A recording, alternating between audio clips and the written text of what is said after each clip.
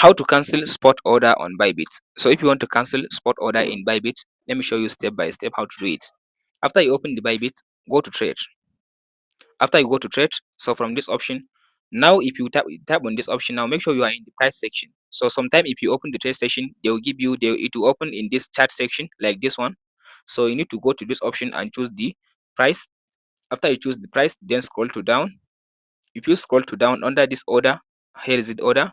Sometimes if you cannot be able now to see the orders in this option, make sure you check on this which says all. So make sure you check on this all market. So after you check on the all market, you'll be able now to see all the orders that are available. So I'll check on this all market. So here are all my available orders. If I want to cancel, I'll tap on this cancel button.